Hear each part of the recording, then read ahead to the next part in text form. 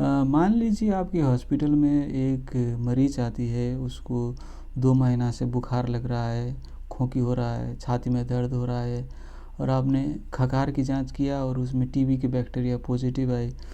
तो आजकल तो क्या कहता है कि जितने भी टीबी के मरीज हैं उन सब में एचआईवी की जांच करो, क्योंकि एचआईवी कहने का अर्थ होती है कि इम्यून सिस्टम कमज़ोर है, और जब इम्यून सिस्टम कमज़ोर रहती है तो टीबी की इन्फेक्शन होने की चांस ज़्यादा रहती है। इसीलिए आपने एचआईवी की जांच भी कर दिया तो एचआईवी पॉजिटिव आ गई मान लीजिए, और एचआईवी की वायरल लोड मान लीजिए 20 लाख कॉपीज है, CD4 काउंट मान लीजिए 20 है, 20 लाख 20, तो क्या करोगे आप?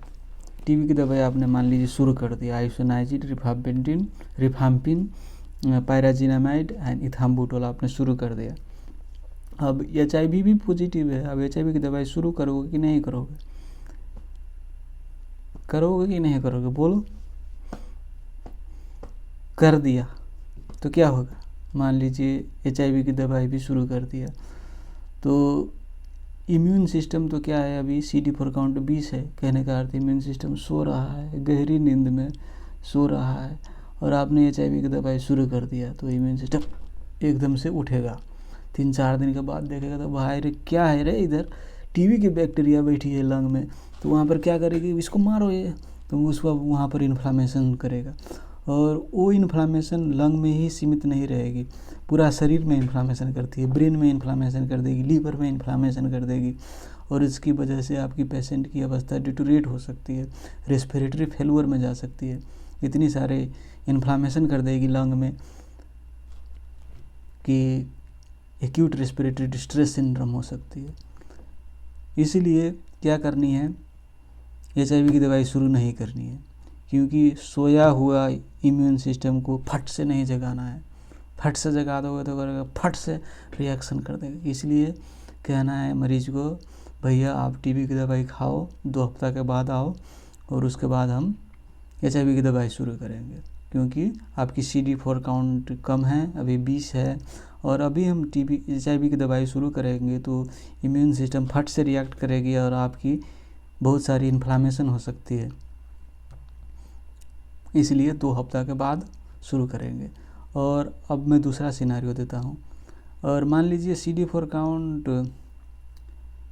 150 है मान लीजिए, तब क्या करोगे? CD4 काउंट 150 है तो आप क्या कर सकते हो कि 2 हफ्ता के बाद हम शुरू नहीं करेंगे, 2 महीना के बाद शुरू करेंगे। क्यों 2 महीना के बाद? 2 महीना तक क्यों वेट करें? क्योंकि पेशेंट को क्या कहना है कि भैया आपकी CD4 काउंट बहुत कम नहीं है और बहुत ज़्यादा नहीं है, मध्यम है, इसलिए आपको उतनी डरने की ज़रूरत नहीं है। अपॉर्चुनिस्टिक इन्फेक्शन सबसे डरने की उतनी ज़्यादा ज़रूरत नहीं है, आप सह सकते हो, इसलिए आप 2 महीना के बाद आना, 2 महीना के बाद हम एचआईवी की दवाई शुरू करेंगे, क्योंकि अभी CD4 काउंट उतनी ज़्यादा कम नहीं है। जैसे पहली वाली मरीज में 20 था, तो 20 रहते हैं तो क्या होता है कि इम्यून सिस्टम तो बहुत सोया हुआ है, इसलिए इन्फेक्शन होने की चांस ज़्यादा रहती है, इसलिए हमने 2 हफ्ता में दवाई शुरू कर दी एचआईवी की दवाई।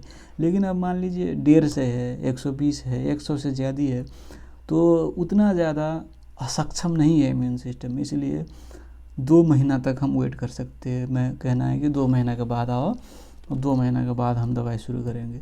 और मान लीजिए कोई तीसरा मरीज की एग्जांपल देता हूँ, मान लीजिए टीबी की मेनिंजाइटिस है उसके ब्रेन में, टीबी मेनिंजाइटिस, टीबी इनकेफेलाइटिस भी करती है।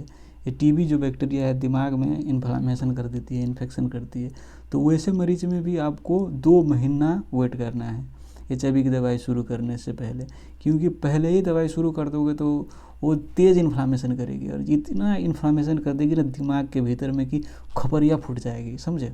खोपड़िया फूट जाएगी, कारण क्या होगा कि जो प्रेशर है ना खोपड़िया के भीतर वो बढ़ जाएगी, इसलिए 2 महीना वेट करना है।